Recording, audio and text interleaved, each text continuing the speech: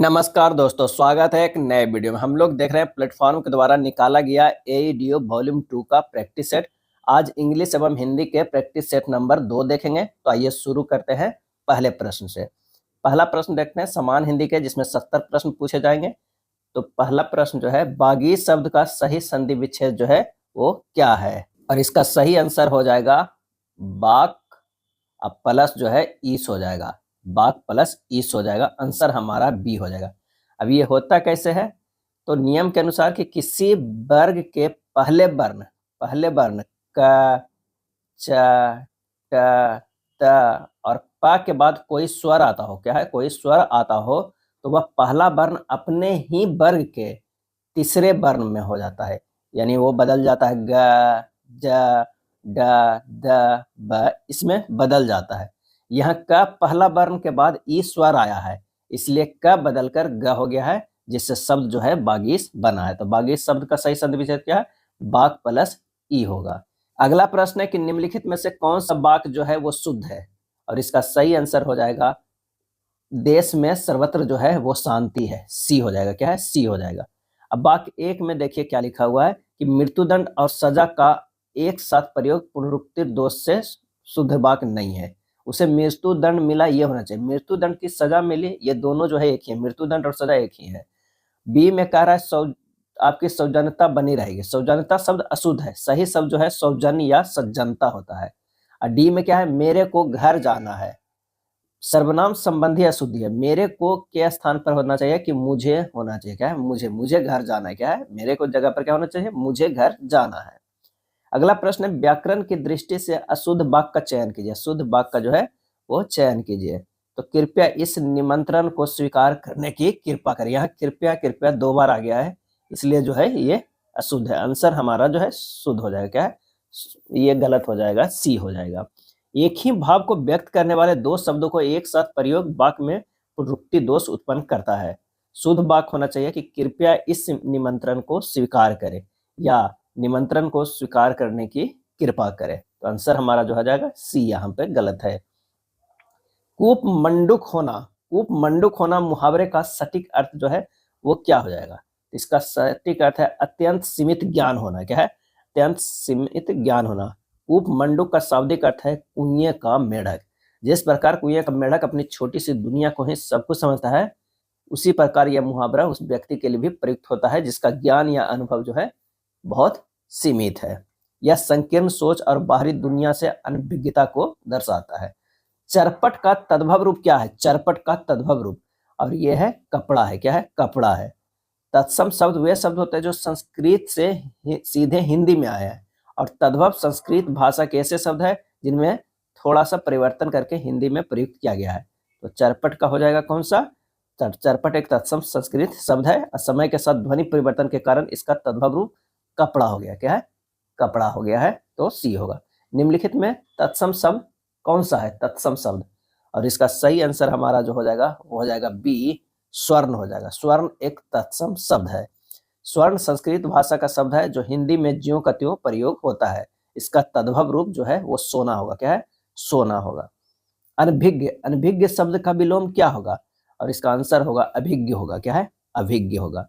अनभिज्ञ का अर्थ है जो कुछ न जानता हो, अज्ञानी हो, और अभिज्ञ का अर्थ है जानने वाला या जानकार। अभिज्ञ का अर्थ जो होता है, अभिज्ञ का अर्थ जो होता है वो जानने वाला या जानकार। व्योम का पर्यायवाची शब्द नहीं है। व्योम का पर्यायवाची शब्द जो है नहीं है। तो व्योम का अर्थ क्या होता है? आकाश। क्या है? आकाश होता है। जबकि पीयूष का अर्थ होता है अमृत। यहाँ पर जो है पीयूष नहीं होगा। बाकी अंतरिक्ष, अंबर, नभ, गगन, अनंत, ये सब जो है व्योम का पर्यायवाची शब्द है। अजात शत्रु वाक्यांश के लिए एक शब्द है। क्या है? तो वो है जिसका कोई शत्रु ना हो। क्या है? जिसका कोई शत्रु ना हो। आज से मतलब जो है नहीं, जात से होता है जन्मा। क्या है? जन्मा। और शत्रु से जो है वो दुश्मन। क्या है? दुश्मन। इसका शाब्दिक अर्थ है जिसका शत्रु जन्मा ही ना हो। चलिए अगला प्रश्न है अपव्यय का अर्थ। अपव्यय का अर्थ क्या हो जाएगा? सही आंसर हमारा जो हो जाएगा वो हो जाएगा 40 के सी हो जाएगा, फिजूल खर्च करने वाला। अपव्यय शब्द अप यानी बुरा या अधिक, उपसर्ग और व्यय मतलब खर्च करने वाला से बना है, जिसका अर्थ है कि वह व्यक्ति जो धन का दुरुपयोग करता है या बिना सोचे समझे जो है वो खर्च करता है। प्रस्तर, प्रस्तर का तद्भव शब्द क्या है? प्रस्तर का शब्द जो है वो है पत्थर। क्या है? पत्थर। प्रस्तर संस्कृत का तत्सम शब्द है और इसका परिवर्तित हिंदी रूप अर्थात तद्भव शब्द जो है वो पत्थर है। क्या है? पत्थर है। शांत रस, शांत रस का स्थायी भाव जो क्या है? और वो है निर्वेद। क्या है? निर्वेद है। काव्य शास्त्र में प्रत्येक रस का एक स्थायी भाव होता है जो पाठक या श्रोता के हृदय में स्थायी रूप से जो है वो विद्यमान रहता है। क्या है? विद्यमान रहता है। कुछ रस है और उसका स्थायी भाव वो ध्यान सकते हैं। अगर श्रृंगार है तो रति या प्रेम है भाव, हास्य है तो हास्य जो है स्थायी भाव हुआ, करुण का शोक हुआ, वीर का उत्सव, रौद्र का क्रोध, भयानक का भय, भीव रस का जो है स्थायी भाव क्या है? तो वो है भय। अति जुगुन्सा, जुगुन्सा है। अद्भुत, अद्भुत अगर रस है तो स्थायी भाव क्या है? विस्मय है। क्या है? विस्मय है। नेक्स्ट प्रश्न है दोहा और रोला। दोहा और रोला को क्रम से मिलाने पर कौन सा छंद जो है वो बनता है? और इसका सही आंसर होगा कुंडलिया। क्या है? कुंडलिया। दोहा और रोला को क्रम से मिलाने पर कुंडलिया छंद जो है बनता है। कुंडलिया एक विषम मांत्रिक छंद है जिसमें जो है 6 चरण होते हैं। क्या है? 6 चरण। और इसके पहले 2 चरण दोहा के और बाद के 2 चरण जो है रोला के होते हैं। नवल सुंदर श्याम शरीर की सजल नीरद सी कल कांति थी। नवल सुंदर श्याम शरीर की सजल नीरद सी कल कांति थी में कौन सा अलंकार है? और इसका सही आंसर हो जाएगा उपमा दिया गया। क्या है? उपमा। उपमा अलंकार है। नवल सुंदर श्याम शरीर की सजल नीरद सी कल कांति थी। यहाँ श्री कृष्ण के शरीर यानी उपमेय की तुलना सजल नीरद अर्थात जल से भरे बादल उपमान से की गई है। तो आंसर हमारा क्या होगा? सी होगा। प्रत्युत्पन्नमति, प्रत्युत्पन्नमति शब्द के लिए सही वाक्यांश क्या है? आंसर हो जाएगा डी, जिसकी बुद्धि में नई नई बात उत्पन्न जो है होती हो। क्या है? उत्पन्न होती हो। गगनचुंबी में कौन सा समास है? गगनचुंबी में कौन सा है? तो ये तत्पुरुष समास है। क्या है? तत्पुरुष समास है। गगनचुंबी का समास अगर आप विग्रह करेंगे तो गगन को चूमने वाला। क्या है? गगन को चूमने वाला। यहाँ कर्म कारक की विभक्ति को का लोप है, अतः यह कर्म तत्पुरुष जो है समास है। निम्नलिखित में कौन सा कर्मधारय समास का उदाहरण है? कर्मधारय समास का जो है उदाहरण है और इसका सही आंसर हो जाएगा नीलगाय। नीली है जो गाय, नीलगाय का विग्रह है नीली है जो गाय। कर्मधारय समास में पहला पद विशेषण यानी नीली, नीली क्या है? विशेषण, और दूसरा पद जो होता है वो क्या होता है? विशेष से होता है यानी ये गाय होता है। आंसर हमारा हो जाएगा कर्मधारय समास कौन सा है? तो नीलगाय, नीली है जो गाय। उच्छिष्ट, उच्छिष्ट का शुद्ध संधि विच्छेद क्या हो जाएगा? और इसका सही आंसर हो जाएगा उत्प्लस शिष्ट। उत्प्लस शिष्ट आंसर हमारा जो है ये हो जाएगा। यह व्यंजन संधि का एक विशेष नियम है। नियम के अनुसार यदि ता के बाद स आए तो ता को च और स को छ हो जाता है यानी उत्शिष्ट हो जाता है। उच्छिष्ट आंसर हमारा जो है ए होगा। भाषा की सबसे छोटी सार्थक इकाई क्या है? भाषा की सबसे छोटी इकाई, यहाँ जो आंसर हो जाएगा वो शब्द हो जाएगा। क्या है? शब्द हो जाएगा। वर्ण भाषा के सबसे ऊंचाई जो है सबसे छोटी इकाई ध्वनि है, पर उसका अपना कोई अर्थ नहीं होता है। शब्द वर्णों का ऐसा समूह है जिसका कोई अर्थ निकलता है, इसलिए यह सबसे छोटी सार्थक इकाई है। अघोष वर्ण कौन सा है? अघोष वर्ण, और इसका सही आंसर हो जाएगा सी, स जो है वो अघोष वर्ण है। क्या है? अघोष वर्ण है। स्वर तंत्रियों में कंपन के आधार पर वर्णों के 2 भेद है, अघोष और घोष है। क्या है? घोष है। अघोष वर्ण वे व्यंजन होते हैं जिनके उच्चारण में नाद की जगह केवल श्वास का उपयोग होता है, जिससे ध्वनि में कंपन नहीं होती है। कुल 13 अघोष है। 13 जो है वो क्या है? अघोष है, अघोष वर्ण है। और घोष वे वर्ण होते हैं जिनके उच्चारण में स्वर तंत्रों में कंपन होता है। अगला है निम्नलिखित में से स्त्रीलिंग शब्द कौन सा है? स्त्रीलिंग शब्द कौन सा है? तो आय। क्या है? आय। आय स्त्रीलिंग शब्द है। लिंग की पहचान के लिए शब्द का वाक्य में प्रयोग किया जा सकता है। जैसे आप देख सकते हैं उसकी आय बढ़ गई है, विवाद होता है, सार निकलता है, रूप अच्छा है, लेकिन उसकी आय बढ़ गई है। पेड़ से पत्ता गिरा, पेड़ से पत्ता गिरा, यहाँ पेड़ से कौन सा कारक है? आंसर हो जाएगा अपादान कारक। क्या है? अपादान कारक। अपादान कारक का विभक्ति चिन्ह से है जो अलग होने के भाव को जो है प्रकट करता है। वह बहुत अच्छा लड़का है में वह कौन सा सर्वनाम है? और इसका आंसर हो जाएगा निश्चयवाचक सर्वनाम। क्या है? निश्चयवाचक सर्वनाम। यहाँ वह शब्द का प्रयोग एक निश्चित लड़के की ओर संकेत करने के लिए जो है वो किया गया है। प्रविशेषण, प्रविशेषण कहते हैं, प्रविशेषण कहते हैं विशेषण की विशेषता बताने वाला, विशेषण की विशेषता बताने वाला शब्द।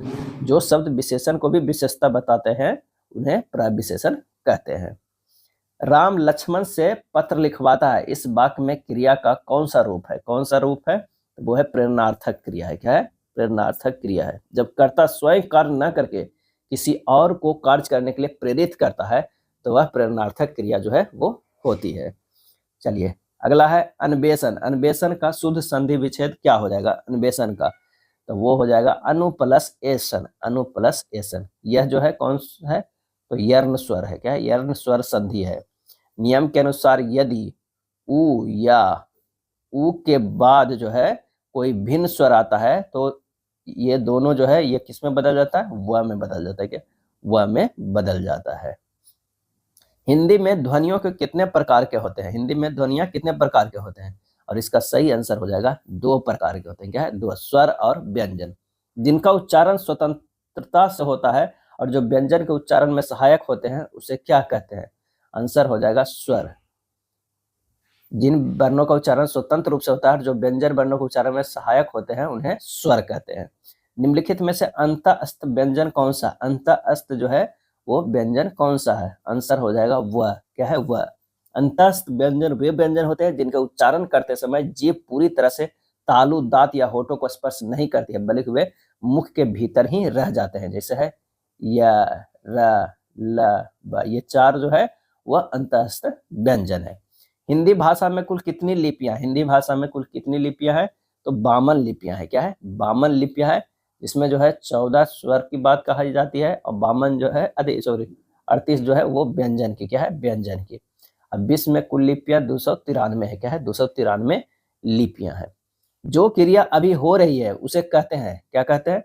तो वह है अपूर्ण वर्तमान। क्या कहते हैं? अपूर्ण वर्तमान जो है वो कहते हैं। अपूर्ण वर्तमान काल से क्रिया के वर्तमान समय में जारी रहने का जो है वो बोध होता है।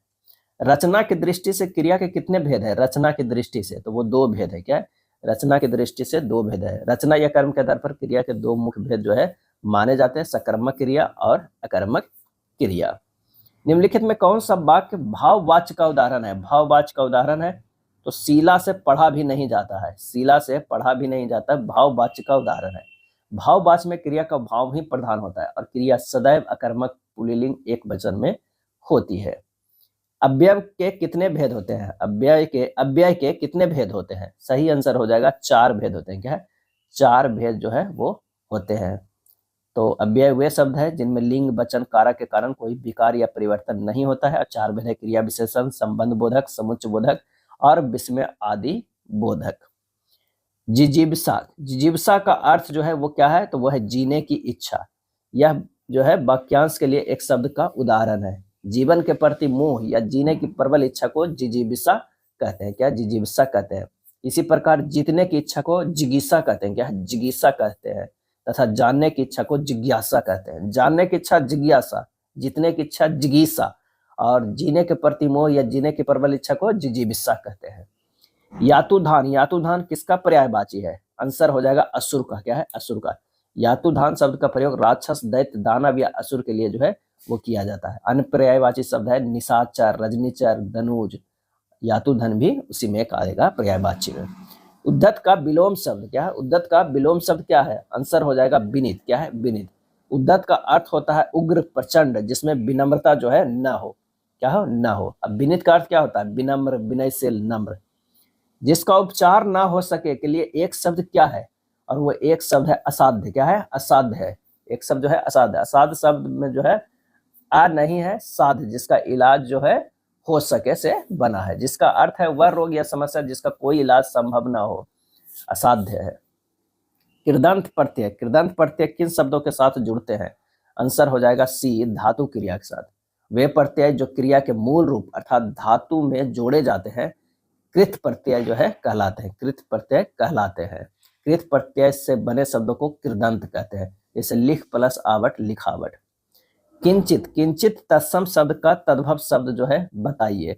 आंसर हो जाएगा कुछ। क्या है? कुछ। किंचित संस्कृत का एक तत्सम अवयव जो है वो शब्द है जिसका अर्थ होता है थोड़ा या कुछ होता है। मात्राएं कितने प्रकार के होते हैं? मात्राएं जो है कितने प्रकार के होते हैं? तो 3 प्रकार के होते हैं। मात्राएं जो है 3 प्रकार के होते हैं, ह्रस्व, दीर्घ और प्लुत। हस्त, दीर्घ और प्लुत होते हैं। राम की शक्ति पूजा, राम की शक्ति पूजा किसकी कीर्ति है? आंसर हो जाएगा निराला की। क्या है? निराला की। राम की शक्ति पूजा हिंदी साहित्य की एक कालजयी लंबी कविता है। इसके रचयिता महाप्राण सूर्यकांत त्रिपाठी जो है वो निराला है। स ध्वनि का उच्चारण स्थान जो है क्या है? तो ये तालु है। क्या है? तालु है। स जो है लभ्य स का उच्चारण करते समय जिह्वा का मध्य भाग कठोर तालु को स्पर्श करता है। चवर्ग के सभी वर्ण, चवर्ग के जो है सभी वर्ण, च हुआ, छ हुआ, ज हुआ, झ हुआ, य हुआ, ई हुआ, ये ई, य और स, ये सभी का उच्चारण जो है किससे होता है? तालु से होता है। क्या है? तालु से होता है। अगर ये स पूछ लेता तो ये स का उच्चारण जो है वो दंत से होता है, और ये स अगर पूछ ले तो इसका जो उच्चारण होता है वो मूर्धा से होता है। क्या है? मूर्धा से होता है। अगला है अतीन्द्रिय में उपसर्ग बताइए। अतीन्द्रिय में उपसर्ग क्या हो जाएगा? तो ये हो जाएगा अति। क्या है? अति। अतीन्द्रिय शब्द जो है वो बना हुआ है अति। क्या है? किससे बना हुआ है? अति प्लस इंद्रिय। अति प्लस इंद्रिय से बना है। धातुष्मा, धातुष्मा में प्रयुक्त संधि जो है वो क्या है? दीर्घ है। क्या है? दीर्घ है। धातुष्मा का संधि विच्छेद धातु प्लस उष्मा है। दीर्घ स्वर संधि के नियम के अनुसार जब दो समान ह्रस्व या दीर्घ स्वर मिलते हैं तो मिलकर दीर्घ हो जाते हैं। क्या है? दीर्घ हो जाते हैं। नेक्स्ट है अन्यायोचित का सही विग्रह क्या है? अन्यायोचित का सही विग्रह जो है वो क्या है? वो है अन्याय प्लस उचित। अन्याय प्लस उचित होगा। यह जो है गुण स्वर संधि का उदाहरण है। क्या है? गुण स्वर संधि का उदाहरण है। मुझसे उठा नहीं गया वाक्य में कौन सा वाच्य है? तो वो है भाववाच्य। क्या है? भाववाच्य है। जहां उपमेय में उपमान की संभावना प्रकट की जाए वहां कौन सा अलंकार होता है? और इसका आंसर होगा उत्प्रेक्षा होता है। क्या है? उत्प्रेक्षा। उत्प्रेक्षा अलंकार में उपमेय को ही उपमान मान लिया जाता है या उसमें उपमान की संभावना व्यक्त की जाती है। चौपाई जो है छंद के प्रत्येक चरण में कितनी मात्राएं होती है? चौपाई छंद के प्रत्येक चरण में कितनी मात्राएं होती है? और इसका सही आंसर हो जाएगा 16। क्या है? 16 मात्राएं होती है। चौपाई एक जो है सममात्रिक छंद है जिसके चारों चरणों में मात्राओं की संख्या बराबर होती है। इसके प्रत्येक चरण में 16-16 जो है मात्राएं होती है। हिंदी की आदि जननी क्या है? और इसका सही आंसर होगा संस्कृत है। संस्कृत है। हिंदी सहित अधिकांश आधुनिक भारतीय आर्य भाषाओं का विकास संस्कृत से हुआ है। क्या है? संस्कृत से हुआ है। इस तरह आप कह सकते हैं कि संस्कृत, उसके बाद जो है ये पाली में बदला, उसके बाद जो है ये प्राकृत में बदला, और उसके बाद जो अप्रभंश हुआ, अप्रभंश, उसके बाद जो है अबहट्ट हुआ, उसके बाद जो है प्राचीन हिंदी हो गया। क्या है? प्राचीन हिंदी हो गया। इसलिए संस्कृत को हिंदी की आदि यानी प्रारंभिक जननी माना जाता है। विभत्स, विभक्त रस का अस्थाई भाव है, और इसका सही आंसर हमारा हो जाएगा वो है जुगुप्सा। क्या? जुगुप्सा हो जाएगा। विभत्स रस का स्थायी भाव जुगुप्सा है। विभत्त रस का स्थायी भाव जुगुप्सा है, जिसका अर्थ जो है घृणा या गलानी होता है। घृणा या गलानी होता है। निम्नलिखित में कौन सा शब्द पुल्लिंग नहीं है? बताना इसमें से पुल्लिंग नहीं है। तो जड़ता। क्या है? जड़ता जो है पुल्लिंग नहीं है। जड़ता स्त्रीलिंग शब्द है। समाज में अक्सर जड़ता होती है और लोगों को नई चीजें अपनाने में समय लगता है। स्थावर का विलोम शब्द, स्थावर का विलोम शब्द जो हो जाएगा वहां जंगम हो जाएगा। क्या है? जंगम। स्थावर क्या? स्थावर का अर्थ होता है जो स्थिर हो, अचल हो, जैसे संपत्ति। पावक का जो है पर्यायवाची शब्द क्या हो जाएगा? तो वो हो जाएगा हुतासन। पावक का पर्यायवाची शब्द हुतासन। पावक अग्नि, आग का पर्यायवाची है। पावक जो है अग्नि, आग का पर्यायवाची शब्द है। हुतासन भी अग्नि का ही एक प्रमुख पर्यायवाची है जिसका अर्थ है हवन, हवन की वस्तु खाने वाला। तो ये हुतासन। शुद्धि का तद्भव रूप, शुद्धि का तद्भव रूप जो है वो सीप होगा। क्या है? सीप होगा। शुद्धि ने सुक्ति से, आप सुक्ति है, ये शुद्धि नहीं है, सुक्ति है। सुक्ति का तद्भव रूप जो होगा वो सीप होगा। सुक्ति एक तत्सम संस्कृत शब्द है। समय के साथ ध्वनि परिवर्तन के कारण हिंदी में इसका तद्भव रूप सीप प्रचलित जो है वो हो गया है। उसने नहाकर भोजन किया, इस वाक्य में नहाकर कौन सी क्रिया है? और आंसर हो जाएगा पूर्वकालिक है। क्या है? पूर्वकालिक है। जब कर्ता एक क्रिया समाप्त करके तुरंत दूसरी क्रिया प्रारंभ करता है तो पहले समाप्त हुई क्रिया पूर्वकालिक क्रिया कहलाती है। चिड़िया आकाश में उड़ रही है, इस वाक्य में उड़ रही क्रिया किस प्रकार की है? आंसर हो जाएगा अकर्मक क्रिया है। क्या है? अकर्मक क्रिया है। क्रिया के साथ क्या या किसको लगाकर प्रश्न करने पर यदि उत्तर में कर्म न मिले तो क्रिया अकर्मक जो है वो होती है। बहिर्मुखी शब्द में कौन सा उपसर्ग है? कौन सा उपसर्ग है? इसका आंसर हो जाएगा बहिर। क्या है? बहिर है।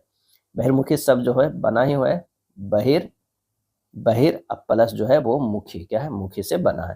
तिरस्कार का संधि विच्छेद क्या हो जाएगा? ये हो जाएगा तिरह प्लस कार। तिरह प्लस कार आंसर हमारा जो है वो बी हो जाएगा। ये विसर्ग संधि का एक उदाहरण है। क्या है? उदाहरण है। अगर नियम के अनुसार कहते हैं तो यदि विसर्ग के बाद क हो और विसर्ग से पहले अ हो, जैसे नमः प्लस या तिरह, तो विसर्ग को स हो जाता है। क्या है? स हो जाता है। अंधे की लकड़ी का अर्थ है, अंधे की लकड़ी का अर्थ है एकमात्र जो है वो सहारा है। देवनागरी लिपि का विकास किस लिपि से माना जाता है? और ये माना जाता है ब्राह्मी लिपि से। क्या है? ब्राह्मी लिपि से। ब्राह्मी, उसके बाद गुप्त लिपि, उसके बाद कुटिल लिपि, उसके बाद देवनागरी आया है। पृथ्वीराज रासो किस काल की रचना है? तो ये है आदिकाल की। क्या? आदिकाल की रचना है। मुद्री, मुद्री का तत्सम रूप है। क्या है? मुद्री का तत्सम रूप जो है वो है मुद्रिका। क्या है? मुद्रिका है। निम्नलिखित में से कौन सा शब्द देशज नहीं है? कौन सा शब्द इनमें से जो है देशज नहीं है? वो है पुष्कर। क्या है? पुष्कर देशज शब्द नहीं है। देशज वे शब्द होता है जिनकी उत्पत्ति किसी ज्ञात स्रोत से नहीं हुई है और वे स्थानीय बोलियों से विकसित हुए, जैसे डिबरी, पगड़ी, डोर, लोटा, ये सब देशज है। पुष्कर एक तत्सम संस्कृत शब्द है जिसका अर्थ तालाब या कमल होता है। क्या है? कमल होता है। चलिए नेक्स्ट प्रश्न है कि वाक्यांश जो है रसात्मक काव्यम, यह कथा किसका है? यह कथा जो है किसका है? तो विश्वनाथ की। क्या है? विश्वनाथ का है। यह काव्य की एक प्रसिद्ध परिभाषा है जो संस्कृत काव्य शास्त्रों से ली गई है। अष्टछाप के कवि नहीं है। अष्टछाप के कवि नहीं है नाभादास। क्या है? नाभादास अष्टछाप की कवि नहीं है। अष्टछाप की स्थापना बल्लभाचार्य के पुत्र विठल नाथ ने की थी, जिसमें 8 जो है कृष्ण भक्त कवि थे। उसमें कौन कौन थे? तो सूरदास थे, कुंभन दास थे, परमानंद दास थे, कृष्णदास थे, गोविंद स्वामी थे, नंददास थे, चित स्वामी थे और चतुर्भुज दास थे। क्या? चतुर्भुज दास थे। तो इतने लोग हो गए, 8 लोग हो गए। सदाचार में कौन सी संधि है? सदाचार में, तो सदाचार में व्यंजन संधि है। सत प्लस आचार, सत्य प्लस आचार सदाचार। नियम के अनुसार यदि किसी वर्ग के पहले व्यंजन त के बाद कोई स्वर आता है तो वह अपने वर्ग के तीसरे व्यंजन द में बदल जाता है, तो वही हो गया सदाचार। अगला है केशव कहीं न जाइए, ये जाई का कहिए, यह पंक्ति किस कवि के है? कह रहा है कि केशव कहीं न जाई का कहिए, यह पंक्ति किस कवि की है? और इसका आंसर हमारा जो हो जाएगा वो हो जाएगा सी हो जाएगा। क्या है? सी हो जाएगा तुलसीदास के। केशव कहीं न जाइए ये का कही प्रसिद्ध पंक्ति गोस्वामी तुलसीदास द्वारा रचित विनय पत्रिका से है। क्या है? विनय पत्रिका से। अक्सर केशव नाम देखकर लोग इस कवि केशव दास की पंक्ति समझने की भूल कर देते हैं, ये भूल मत कीजिएगा। तुलसीदास भगवान यानी केशव के रूप सौंदर्य का वर्णन करने में अपनी असमर्था व्यक्त कर रहे हैं। द्विज के अनेकार्थी शब्द में से निम्नलिखित में से कौन सा एक शब्द नहीं आता है? और इसका आंसर हो जाएगा वो है विदेह। क्या है? विदेह। द्विज का शाब्दिक अर्थ है जिसका जन्म 2 बार हो। यार अलावा किस वर्ग के व्यंजन है? और इसका आंसर हो जाएगा अंतस्थ व्यंजन है। क्या है? अंतस्थ व्यंजन है। ये तलब सा, मूर्धन सा, दंड सा और है जो है ये क्या है? उष्म व्यंजन है। उष्म जो है ये व्यंजन है। क्या है? उष्म व्यंजन है। अब आइए देखते हैं इंग्लिश का है। इंग्लिश का समान अंग्रेजी का कितने प्रश्न होते हैं? तो समान अंग्रेजी के 30 प्रश्न होते हैं और इसमें भी जो है पासिंग मार्क लाना जरूरी है। 30% यानी 9 प्रश्न जो है सही होना चाहिए। 1 से 5 तक के प्रश्न में जो है पैसेज है। अब पैसेज को 1 या 2 बार आप अच्छे से पढ़ लीजिएगा और इस पर आधारित जो है प्रश्न है उसका जवाब दीजिएगा। यहाँ हम आंसर बता दे रहे हैं। पहला के जो हो जाएगा वो बी हो जाएगा, दूसरा का जो है वो डी होगा। अगर तीसरा की बात करें तो तीसरा प्रश्न का आंसर जो है बी होगा। क्या है? बी होगा। चौथा नंबर प्रश्न की आंसर भी बी होगा और 5वां का भी जो होगा वो बी ही होगा। क्या है? बी होगा। छठा प्रश्न और 7वां प्रश्न के लिए कह रहा है कि fill in the blanks with the most appropriate option. यहाँ जो है मोस्ट अप्रोप्रिएट ऑप्शन को भरना है। The committee report was, committee report was जो है गलिम फॉयराई मतलब होता है भ्रमित मिश्रण। क्या है? भ्रमित मिश्रण of half truth and blatant fabrication making it impossible to discern the actual sequence of events. यहाँ पर जो आंसर हो जाएगा वो सी हो जाएगा। क्या है? सी हो जाएगा। 7 में जो आंसर हो जाएगा, इसमें भी रिक्त स्थानों को भरना है, तो ये हो जाएगा कौन सा? तो ऑप्शन ए हो जाएगा। और इसका अर्थ होता है दुराचारी। क्या है? दुराचारी होता है। क्या है? दुराचारी। प्रश्न 8 और 9 में कह रहा है कि choose the option that best transform the sentence as directed. The sentence क्या है? He is too proud to beg can be transform using so that as. इसका आंसर हमारा हो जाएगा B. He is so proud that he can not beg हो जाएगा। क्या? Beg हो जाएगा। यहाँ पर द स्ट्रक्चर लगेगा too plus adjective plus to infinitive express a negative result होगा। आंसर होगा कौन सा? 8 के बी हो जाएगा। क्या है? 8 के बी हो जाएगा। 9 के बात करें, one must endure what one can not cure passive voice. तो सही आंसर हमारा हो जाएगा A. What can not be cured must be endured. Direction 10 से 11 हुआ, identify the segment in the sentence which contain a grammatical error. 10 में grammatical error जो है वो देखना है। The reason why he was rejected, was because he was. 10 का हो जाएगा बी होगा। क्या है? 10 का बी होगा। वाज बिकॉज ही वाज, यहाँ है the reason why is was rejected was because he was too young for the position. Answer हमारा यहाँ 10 के बी हो जाएगा। क्या है? बी हो जाएगा। द रीजन और उसी वाक्य में बिकॉज या बिकॉज ऑफ का प्रयोग अनावश्यक माना जाएगा, इसलिए इस वाक्य में बिकॉज का प्रयोग नहीं होगा। क्या है? नहीं होगा। 11 के करा इसमें कौन सा एरर हो जाएगा? तो आंसर हमारा सी होगा। देख लीजिएगा, ई होगा। 12 से 13 प्रश्न के करा alternative which best expression the meaning of the given idea. To be a Trojan horse, to be a Trojan horse, इसका मतलब होता है क्या? तो बाहर से फायदेमंद। क्या है? फायदेमंद या हानि रहित दिखना, लेकिन असल में हानिकारक होना। क्या है? होना। इसका सही आंसर हो जाएगा B. To be a hidden danger या deceptive gift with a sinister purpose, यानी बी हो जाएगा। ए पैरेहिक विक्ट्री, इसका मतलब जो होता है, पैरेहिक विक्ट्री मतलब होता है वैसी जीत जो बहुत भारी कीमत चुकाकर मिलती है। वैसी जीत जो बहुत भारी कीमत चुकाकर जो है ये मिलती है। Victory that is a so costly and his tantamount to a defeat. Answer हो जाएगा 13 के बी हो जाएगा। 14-15 में जो है मोस्ट अप्रोप्रिएट एंटोनिम्स बताना है। एंटोनिम्स लैकोनिक, लैकोनिक मीन्स होता है मितभाषी होता है। क्या है? मितभाषी होता है या संक्षिप्त होता है। क्या है? संक्षिप्त होता है। आंसर हो जाएगा 14 के ए भरबोश। क्या है? 14 के जो हमारा हो जाएगा वो हो जाएगा भरबोश, मतलब शब्दाडंबर पूर्ण। आंसर हमारा ए होगा। He was non for the probity, probity का क्या होता है? इसमें होता है ईमानदारी या सत्यनिष्ठा। ईमानदारी या सत्यनिष्ठा। क्या है? सत्यनिष्ठा। आंसर हमारा हो जाएगा सी। क्या है? सी हो जाएगा आंसर। इसके मतलब होता है बेईमान। क्या होता है? बेईमान होता है। अब सिनोनिम्स बताना है। टर्पिट्यूड, टर्पिट्यूड का जो है मीनिंग क्या होता है? ये होता है नीचता। क्या होता है? नीचता होता है। नीचता होता है। इसका क्या हो जाएगा सिनोनिम्स की अगर बात करें तो वो दृष्टता भी हो जाएगा, यानी हो जाएगा ऑप्शन ए हो जाएगा। क्या है? ए हो जाएगा। एक्सकल्पेट, एक्सकल्पेट का जो है हिंदी क्या होगा? इसका मतलब होता है सफाई देना, सफाई देना। और इसका सिनोनिम्स जो हो जाएगा वो होगा बी। क्या हो जाएगा? बी हो जाएगा। इसका मतलब भी होना है साबित करना। क्या है? साबित करना। विंडिकेट मीन्स क्या होता है? साबित करना। 18 number, a person who is skilled in judging art music या फूड। आंसर हमारा हो जाएगा सी। क्या है? सी हो जाएगा। A state of disorder due to absence या नॉन रिकॉग्नाइजेशन ऑफ अथॉरिटी। 19 का हो जाएगा बी एनआरसी। क्या है? एनआरसी हो जाएगा। चलिए अगला है choose the incorrectly spell word या one with the spelling error. क्या है? Spelling error. यहाँ पर जो हो जाएगा वो सी हो जाएगा। क्या है? सी हो जाएगा। इसका सही स्पेलिंग की अगर बात करें तो INNOCUOUS हो जाएगा। क्या है? एस। इसका मीन्स होता है नॉट हार्मफुल। क्या है? या offensive. Find the incorrectly spelled word, इसमें से किस की अगर हम बात करें तो इसमें सही स्पेलिंग जो हो जाएगा SUPERSED। किसी की जगह लेना। क्या है? किसी की जगह लेना। आंसर हमारा 21 के जो है बी होगा। क्या है? बी होगा।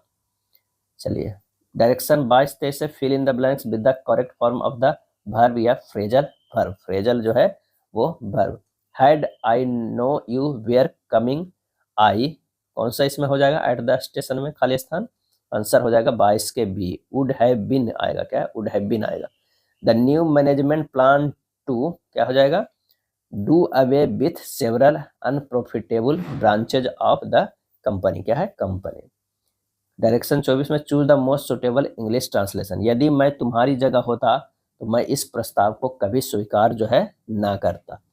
तो हो जाएगा if I were in your place I would never accept this offer, answer होगा 24 के सी होगा।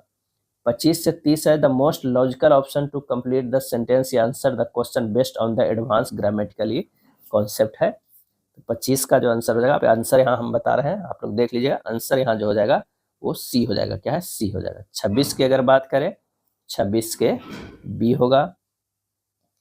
27 के the old man beard was long white and flat, what is the error in this sentence, 27 का answer हो जाएगा B, क्या है B हो जाएगा।